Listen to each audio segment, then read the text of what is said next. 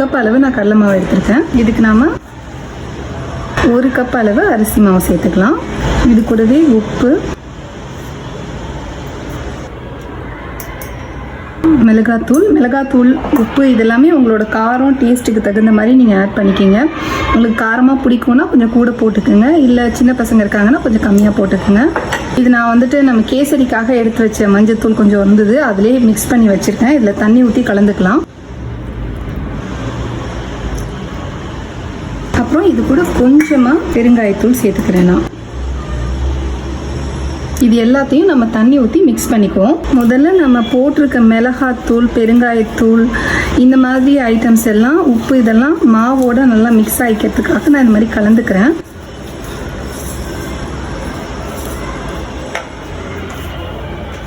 இதில் நம்ம தண்ணி சேர்க்குறப்ப மொத்தமாக நிறைய தண்ணி ஊற்றிடக்கூடாது, கொஞ்சமாக முதல்ல சேர்த்துக்குங்க.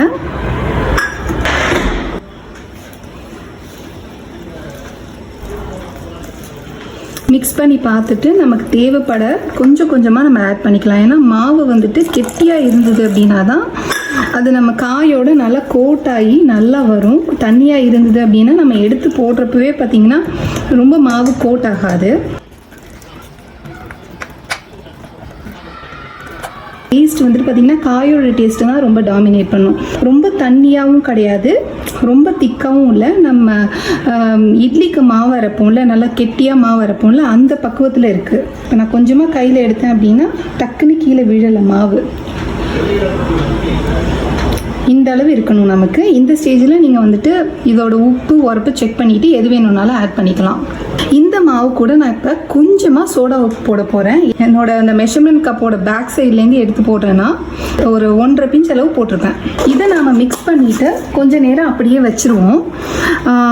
நம்ம காய்கறி கட் பண்ணுற வரைக்கும் இது ஊறுனுது அப்படின்னா நமக்கு பொரிக்கிறப்ப நல்லா கரகரப்பாக உப்பலாக பஜ்ஜி ரொம்ப நல்லாயிருக்கும். பார்க்கவும் ரொம்ப நல்லாயிருக்கும், சாப்பிடவும் நல்லா கிறிஸ்பியாக டேஸ்ட்டாக இருக்கும். இது நம்ம எடுத்து வச்சிடலாம்.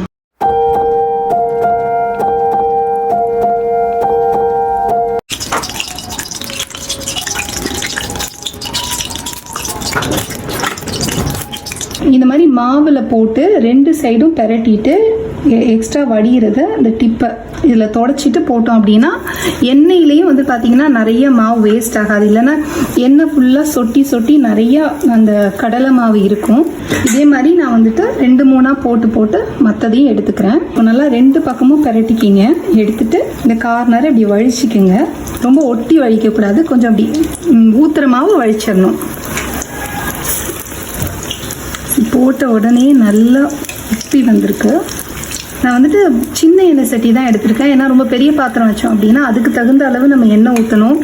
டீப் ஃப்ரை பண்ணிவிட்டு அதை நம்ம ரீயூஸ் பண்ண முடியாது அப்படின்றதுனால கொஞ்சம் சின்ன எண்ணெய் சட்டியில் கொஞ்சமாக எண்ணெய் ஊற்றி 3-4 பஜ்ஜி போட்டு எடுக்கலாம் அப்படின்னு சொல்லி தான் பண்ணிகிட்ருக்கேன் நான். இப்போ இந்த பபிள்ஸ் செட்டில் ஆனதுக்கப்புறம் நம்ம எடுத்துக்கலாம். ஃப்ரீக்வெண்ட்டாக பரட்டி விட்டுட்டே இருங்க, இல்லைன்னா ஒரு சைடு வந்துட்டு நல்லா குக்காய் கலர் வந்திருக்கும், இன்னொரு சைடு கலர் கம்மியாக இருக்கும். உப்பெல்லாம் 2 சைடு வந்திருக்கு பாருங்களேன், ஃப்ளாட்டாக இல்லாமல்.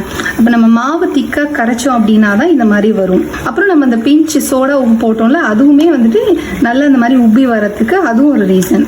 கலர் ரொம்ப சேஞ்ச் ஆயிடுச்சு அப்படின்னா கொஞ்சம் கசக்க ஆரம்பிச்சிடும். ஸோ இந்த ஸ்டேஜில் நாம் இதை எடுத்துடலாம். பார்த்தீங்கன்னாலே நல்லா சாஃப்டாக நல்லா வந்திருக்கு.